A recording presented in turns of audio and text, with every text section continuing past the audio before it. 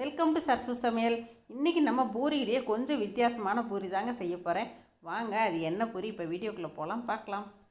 Morning பிரேக்ஃபாஸ்ட்டாக கொத்தமல்லி பூரிங்க. இந்த கொத்தமல்லி பூரிக்கு நான் 1 கப் அளவுக்கு கோதுமை மாவு எடுத்திருக்கேன்.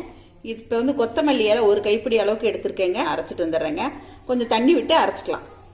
இன்றைக்கி நம்ம செய்ய போகிற கொத்தமல்லி பூரிக்கு நான் உங்ககிட்ட காட்டின இந்த கொத்தமல்லி இலையை அரைச்சிட்டு வந்துட்டேங்க. இந்த மாதிரி நல்லா நைஸாக அரைச்சிக்கோங்க. இப்போ நான் இதில் மாவு எடுத்து வச்சுருக்கேன். இப்போ இதில் ஊற்றிக்கலாம். இப்போ இதுலேயே ஒரே ஒரு சிட்டிகை அளவுக்கு மஞ்சத்தூள் சேர்த்துக்கலாங்க. தேவையான அளவு உப்பு சேர்த்துக்கலாம். இப்போ இது நல்லா கலந்து விட்டுடலாம். கொஞ்சம் தண்ணி சேர்த்து பிசைஞ்சுக்கலாம்.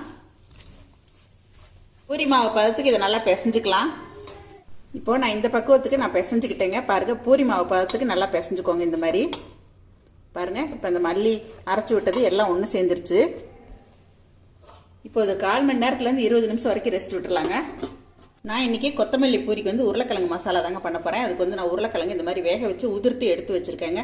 பெரிய வெங்காயம், பச்சை மிளகா, கொத்தமல்லி, கருவேப்பிலை, கொஞ்சம் பொட்டுக்கடலை மாவு அரைச்சி வச்சுருக்கேங்க. இப்போ இதை வச்சுட்டு நம்ம இப்போ ஒரு மசால் தாளிச்சிடலாங்க. முதல்ல நான் ஒரு வானலி அடுப்பில் ஏற்றிருக்கேங்க. கடுகு தாளிச்சிக்கலாம். கொஞ்சம் உளுத்தம்பருப்பு சேர்த்துக்கலாம். கடலைப்பருப்பும் சேர்த்துக்கலாங்க. பச்சை மிளகா போட்டுக்கலாம். நறுக்கி வச்ச வெங்காயம் சேர்த்துக்கலாம். கருவேப்பிலை போட்டுக்கலாங்க. இப்போது வெங்காயம் நல்லா வதங்கிடுச்சுங்க. நான் பொட்டுக்கடலை மாவு அரைச்சேன் இல்லைங்களா, அதில் மஞ்சத்தூள் போட்டு கலக்கி எடுத்து வச்சுருக்கேங்க. நல்லா தண்ணியில் கரைச்சி ஊற்றிக்கங்க. இப்போ இதுலேயே நம்ம உதிர்த்து வச்ச உருளைக்கிழங்கு சேர்த்துடலாங்க. தேவையான அளவு உப்பு சேர்த்துக்கலாங்க. இப்போ இந்த பொட்டுக்கடலை மாவு நல்லா கெட்டி கொடுக்கும்.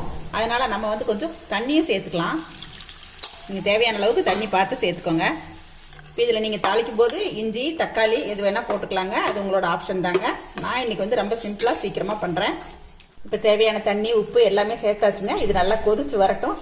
இப்போ நம்மளோட மசால் நல்லா கொதிச்சிருச்சுங்க. தாளித்து விட்டு பாருங்கள், இந்த அளவுக்கு கொஞ்சம் கெட்டியாக இருந்தால் தான் பூரிக்கெல்லாம் நல்லாயிருக்கும். பாருங்கள், சட்டுன்னு ரெடி ஆகிடுச்சு. மல்லி இலை தூவிட்டு அடுப்பு ஆஃப் பண்ணிடலாங்க. இது நல்லா ஊறிடுச்சுங்க. இப்போ இதை நம்ம பூரிகளாக தேய்ச்சிட்டு வந்துடலாங்க. பூரி போடுறதுக்கு நல்லா எண்ணெய் காஞ்சிருச்சுங்க. இப்போ நான் தேய்ச்சி வச்ச பூரிகளை ஒன்றா இதில் சேர்த்துறேன். பாருங்கள், நல்லா புசு புசுன்னு எழும்பி வரும். குட்டீஸ் எல்லாம் இந்த மாதிரி போட்டு கொடுத்தீங்கன்னா கிரீன் கலர் பூரி ரொம்ப லைக் பண்ணி சாப்பிடுவாங்க. இதை எடுத்துடலாங்க. இப்போ அடுத்தடுத்த பூரிகளையும் நம்ம போட்டு எடுத்துடலாங்க.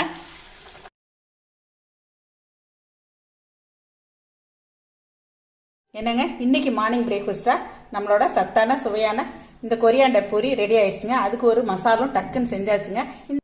இந்த மாதிரியெல்லாம் நீங்களும் ட்ரை பண்ணி பாருங்கள். இதை பார்த்துட்டு எப்பயும் போல் உங்களோட ஃபீட்பேக் சொல்லுங்கள், ஷேர் பண்ணுங்கள், சப்ஸ்கிரைப் பண்ணுங்கள். சப்ஸ்கிரைப் பண்ணிவிட்டு பக்கத்தில் இருக்க பெல் பட்டனை கிளிக் பண்ணிவிட்டு ஆளுங்கிற ஆப்ஷனையும் ப்ரெஸ் பண்ணிக்கங்க. அப்போ தான் நான் போடுற வீடியோஸ் எல்லாமே உங்களுக்கு உடனுக்குடன் வந்து சேருங்க. தேங்க்யூ. சர்சு சமையல் பாருங்கள். சமையல் நல்லா